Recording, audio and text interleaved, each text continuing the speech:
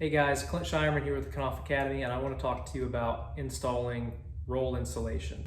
Rolls are different than bats. Bats are pre-cut for certain size or height walls. Rolls come in much longer pieces that we cut ourselves. So let me just say, if you have a lot of insulating to do in wall cavities, I would move towards bats first because you'll have less cutting. The pieces are made for the cavities themselves. Right here we have R13 roll that's made for this width of cavity. To get started, all we need is a few tools: tape measure, knife, and a dust mask if you need it. And since we will be using a knife, I'm going to be wearing gloves and safety glasses because you never know what's going to happen. So first, we need to know the height of what we're going to be insulating. So of course we need to measure and find out. Standard wall sizes are 8 and 9 feet, but that's not the exact dimension because we have top and bottom plates. So we have an 8-foot wall is 92.5 inches. So that's what I'm going to be measuring and cutting out on my roll here. All right, so I've got my station here set up to be able to cut. We're going to hang multiple pieces of insulation all at once. We might as well make a few cuts at once before we start hanging. So all I have is a straight edge. My tape measure is pulled out. My edge is aligned with 92.5, just a little bit more to make sure we have enough. One thing to keep in mind is we are actually resting this bat on a piece of wood where we're going to be cutting, and it's craft faced and the facing is down. The reason for that, if we try to cut through the facing on the top side, we'll have a real hard time being able to cut through the facing as well as all the glass fibers and get a clean cut. So we put the facing down, we apply pressure through the entire bat, and then cut the facing at the same time. All right, one more piece of advice here.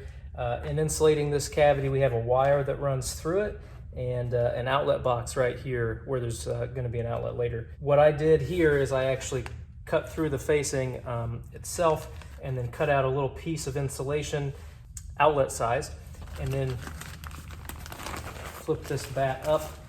So that way it's notched around the outlet. I split the bat, then it just delaminates. You pull it apart, make sure there's enough insulation behind the wire itself. And then when I can fold this back over, the entire cavity will be filled.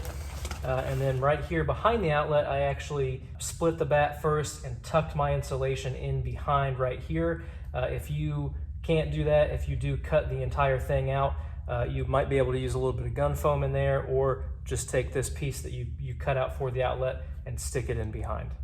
So if I'm putting a piece of insulation in a wall and I have a piece that's too wide for the cavity, or maybe it's too tall for a shorter cavity, rather than measure and cut every single piece like that, what I would do instead is actually take the insulation and butt the edge of it up against the stud where the insulation is going to be going. Take your knife, then place it over the middle of this stud and then run it down. If you have facing, you want to do it with the facing on the stud so we can cut through the bat a little easier. We may have to do a little rip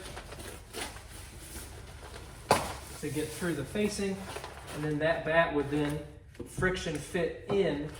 Doing it towards the middle of the stud gives us just enough insulation that we have plenty to be able to make it fit in the wall. All right, so we have our piece of insulation cut. We're gonna hang it in the wall now. When I do this, I always take it to the top, make sure I'm hitting that top plate, and then I start tucking it in the sides, all the way down. If I had an obstruction somewhere in here, a wire or a pipe, I would split the bat and fill the insulation around that obstruction. But what I'm really doing is I just want to make sure that this bat is touching the OSB sheathing or whatever the sheathing is on the back side to make sure the entire cavity is filled before I come back and staple the edges.